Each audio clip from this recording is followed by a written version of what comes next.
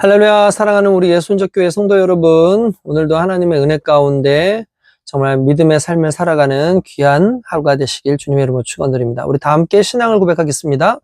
전능하사 천지를 창조하신 하나님 아버지를 내가 믿사오며 그 독생자 우리 주 예수 그리스도를 믿사오니 이는 성령으로 잉태하사 예언대로 처녀의 몸에서 나시고 나를 위하여 고난을 받으사 십자가에 못 박혀 죽으시고 장사한 지 사흘째에 죽은 자 가운데서 다시 살아나시며 하늘에 오르사 전능하신 하나님 우편에 앉아 계시다가 거기로부터 산자와 죽은 자를 심판하러 오시리라.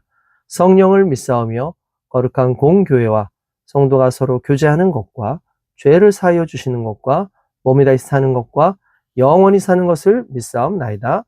아멘. 네, 오늘 읽을 하나님의 말씀은 좀 짧습니다. 오늘은 40절 2장 40절 그리고 2장 52절 이 두 절만 좀 띄어서 한번 읽어볼게요. 아기가 자라며 강하여지고 지혜가 충만하며 하나님의 은혜가 그의 위에 있더라. 52절 봅니다. 예수는 지혜와 키가 자라가며 하나님과 사람에게 더욱 사랑스러워 가시더라. 아멘. 네, 오늘 제가 이렇게 두 절만 따로 떼서 읽은 것은 예수님의 성장 과정에 대해서 좀 살펴보기 위함입니다. 40절에서는 예수님의 성장 과정에 대해서 간단하게 기록하죠. 아기가 자라나며 강하여지고 지혜가 충족하며 하나님의 은혜가 그 위에 있더라. 여기 이렇게 나오는데 여기서 예수님의 성장의 세 가지 측면을 볼 수 있습니다. 첫 번째가 뭐냐면 신체적 성장이죠.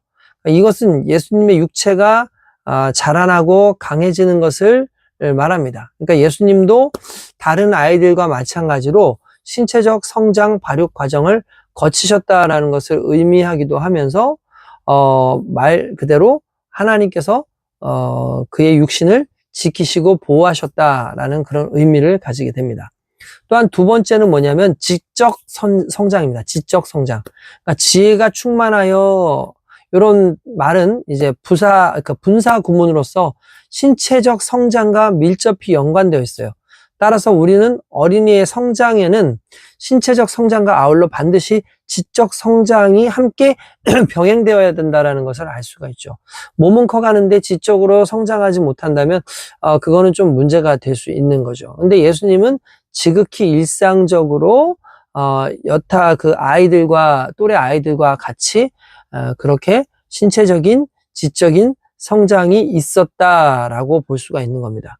자, 그러면 여기까지만 보면은 예수님은 일반적인 사람들의 성장과 아이들의 성장과 별 다를 바가 없다라고 보여질 수 있죠. 그런데 세 번째 성장이 있습니다. 그게 뭐냐면 바로 영적 성장입니다. 이것은 하나님의 은혜가 라는 말로 하죠. 그러니까 하나님의 은혜가 그 위에 있더라 라고 되어 있습니다. 그러니까 예수님 위에 있었다는 거예요. 그러니까 인간의 성장에 하나님의 은혜는 빼놓을 수 없는 중요한 요소입니다. 눈에 보이지는 않지만 이 은혜가 있어야만 아이가 하나님과 사람 앞에서 온전하게 자라나는 거예요. 근데 오늘날 문제가 뭐냐면 이 세 번째 요소가 오늘날 우리가 신앙생활을 하면서 우리의 자녀들을 키우면서 좀 많이 망각되고 있다라는 걸 좀 우리가 쉽게 알 수 있지 않습니까? 첫 번째, 두 번째 요소는 믿지 않는 아이들도 다 공통적으로 가질 수 있는 부분인 거죠. 그래서 첫 번째, 두 번째 특징이 뭐냐면 열심히 키우기만 하면, 노력만 하면 될 수 있습니다. 여러분 좋은 음식 먹이고 돈 많이 들여서 과외 공부시키고 이런 열심이 있잖아요. 그러면 아이들 나름대로 튼튼해지는 거요. 그리고 공부 잘할 수 있죠. 그런데 그렇다고 해서 영적으로 은혜가 있는 건 아니에요. 그러니까 하나님 앞에서 온전하지 못하고 정신적으로 방황하는 경우가 상당히 많이 있죠. 마음에 참된 평안과 기쁨이 없고 삶의 목적을 찾지 못해서 방황하는 경우가 있습니다. 이게 무슨 말이냐면 결국 우리는 영적인 존재인 거죠. 예수님께서도 영적인 사역을 감당하시기 위해서 이 땅에 오신 것이기 때문에 단순히 몸만 자라고 지혜만 자라는 것으로 끝났다면 그것은 이제 예수님께서 이제 하셔야 되는 그 행함에 상당히 어려움이 있을 거예요. 결국 예수님의 사명의 중심, 사명의 핵심이 무엇이었을까라는 걸 생각하면 그건 결국 하나님께서 주신 그 은혜와 영적인 성장을 통해서 계속 깨닫는 거죠. 아, 내가 무슨 일을 해야 될지, 어떤 일을 해야 될지에 대한 부분이 있습니다. 제가 예전에 그 어떤 논문을 읽었어요. 논문을 읽는데 그 논문의 내용이 뭐냐면 예수님은 과연 하나님의 아들로서 자의식이 있었겠는가? 그게 무슨 말이냐면 어느 날 갑자기 깨달음이 와서 한 30 정도 됐을 때 예수님이 하나님께서 야, 너는 내 아들이야. 너는 놀라운 내 일을 하게 될 거야. 너는 이제 메시아가 될 거야. 하고 갑자기 뜬금없이 한 그때에 이제 깨닫게 하셨을까? 아니면 어렸을 때부터 사역을 하시는 그런 모든 기간 동안 이미 당신이 메시아라는 것을 하나님의 아들이라는 것을 알고 그렇게 살았을까? 이 부분에 대해서 상당히 많은 사람들이 고민들이 있고 궁금증들이 있죠. 근데 그 논문을 통해서 발견되면서 여러 가지 정황에 대해서 봤을 때 내용은 그거였어요. 예수님은 이미 어렸을 때부터 당신의 자의식이 있었다는 거예요. 영적 자의식. 그 설명에 가장 중요한 게 하나님의 은혜가 있었다라는 거죠. 하나님의 은혜가 그 위에 있었다. 그러니까 결국 예수님이 누군지 당신을 알게 하는 가장 중요한 요소는 하나님의 은총이에요. 하나님의 은혜인 거예요. 이게 너무나 중요한 겁니다. 그러면 어렸을 때 그렇다 치고, 그러면은 자라는 동안에 그걸 어떻게 알 수 있습니까? 라고 얘기를 한다면, 그것은 이제 52절의 말씀이죠. 52절은 예수님이 12살 되던 때의 기록인데, 이게 예수님이 어렸을 때의 기록과 동일하게 나타나요. 그래서 52절에도 똑같이 그 말은 말이에요. 예수님이 그 지혜와 키가 자라가며 하나님과 사람에게 더욱 사랑스러워 가시더라 라는 이 말이 나옵니다. 근데 여기에서 예수님이 지혜가 자라고 키가 자랐다라는 건 아까 전에 말한 것처럼 신체적인 성장이 있었고 또한 어떤 그 지적인 성장이 있었다라는 거죠. 그러면서 하나님과 사람에게 더 사랑스러워 가시더라 라고 되어 있지만 실은 이거는 그 정확한 번역이 아닙니다. 사랑스러워 가시더라 라는 이 말은 정확한 번역이 아니에요. 여기서 사랑스러워 가시더라 라는 말은 카리티라는 말로 씁니다. 카리티. 그래서 카리티라는 말은 원래 무슨 뜻이죠? 카리스라는 말에서 나온 건데 은총, 은혜 이런 뜻이거든요. 그러니까 하나님과 사람 앞에서 은총을 충만히 받았더라 라는 그런 뜻인 거예요. 그러니까 은총 역시 계속 성장하고 있었다라는 것을 의미한다라고 이제 보시면 되는 거죠. 여러분 이게 상당히 중요한 거죠. 그러니까 지혜도 자라고 키가 자라고 심지어 하나님 안에서 그 은혜와 은총도 계속해서 자라고 있었다라고 보면 된다라는 거죠. 근데 여기에서 또 우리가 중요하게 여겨야 되는 건 뭐냐면 이제 지혜도 자라고 우리의 몸도 이제 자랍니다. 근데 이거는 말 그대로 몸이 튼튼하게 자라려고 하면은 잘 먹이고 운동시키면 돼요. 그죠? 그리고 지혜가 자라게 하려면 많은 지식들을 깨닫게 해서 가외를 시키거나 공부를 많이 하게 되면 됩니다. 그러면 하나님의 은혜는 어떻게 해야 되는 것일까? 이것은 돈으로도 힘으로도 되지 않죠. 오직 하나님의 말씀과 기도로만 가능한 거예요.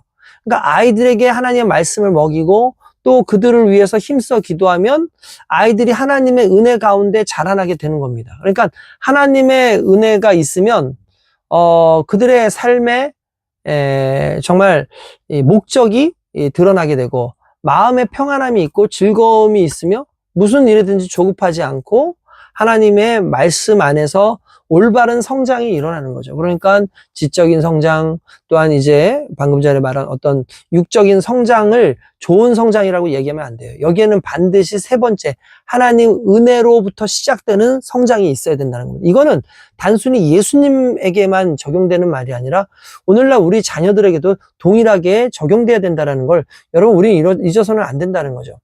이게 바로 균형 잡힌 성장의 모습이다라고 볼 수 있는 겁니다. 그래서 그렇다고 해서 예수님은 항상 은혜만 그렇게 성장했다라고 하지 않습니다. 예수님은 반드시 지혜와 이제 육체적으로도 성장하셨다라고 얘기를 하죠. 그게 무슨 말입니까? 균형 잡힌 삶을 사셨다는 거예요. 여러분, 우리도 인생 그렇습니다. 어떤 사람은 그냥 믿음만 열심히 파냐는 사람들이 있어요. 그냥 믿음만 열심히 생활하고 하면 된다. 뭐 세상의 거 뭐 다른 건 신경 안 써도 된다라고 하는데 그렇지 않습니다. 오늘 본문에 말씀 나온 것처럼 예수님은 지혜도 그리고 육신적인 것도 그리고 영적으로도 성장하셨다라는 거예요. 그러니까 예수님은 영적 성장을 위해서 이 두 가지를 포기하지는 않으셨다는 거예요. 간단하게 말하면 예수님의 지혜도 계속해서 성장하고 육신도 계속해서 성장하고 그리고 예수님의 영적인 어떠한 부분도 계속 성장했다는 거죠. 여러분, 이 부분을 건강하게 균형 잡힌 신앙의 모습으로 키워가는 것이 또한 요셉과 마리아의 또 나름대로의 노력이겠지만 오늘날 우리에게도 우리의 자녀들을 그렇게 키워가야 되는 것이 또 우리의 의무고 또 우리가 해야 될 사명이라는 것을 좀 깨닫기 원합니다.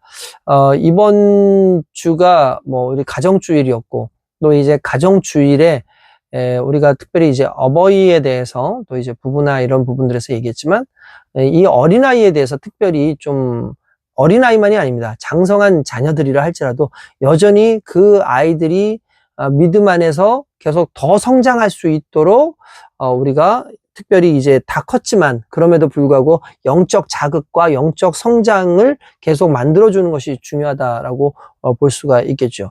그래서 그것을 위해서 끊임없이 말씀으로 훈육하고 양육하고 또한 기도로서 그들을 지원해주는 그런 우리의 모습들과 신앙의 모습들이 있어야 될 줄로 믿습니다. 한번 그것을 생각하기 위해서 짧은 문장이지만 오늘의 말씀 40절과 52절을 한번 우리가 살펴보았습니다. 거룩하신 아버지 하나님 감사합니다. 예수님께서 성장하실 때에 예수님은 지혜와 또한 그 육신과 또한 영적인 어떠한 그런 신앙의 모습들이 성장하는 균형 잡힌 삶을 사신 것처럼 오늘 우리도 하나님 앞에서 어렸을 때부터 우리의 정체성을 깨닫고 살아갈 수 있도록 육신적인 또한 지적인 또한 영적인 그러한 성장들이 끊임없이 일어나고 그것을 또 아이들한테 가르칠 수 있도록 주님 우리가 또 그렇게 지혜롭게 말씀과 기도로서 먼저 본을 보이는 인생이 되게 하여 주시옵소서. 함께 하시고 하나님 은혜 주실 줄 믿습니다. 감사하고 예수님의 이름으로 기도드리옵나이다. 아멘. 할렐루야. 승리하시기 바랍니다.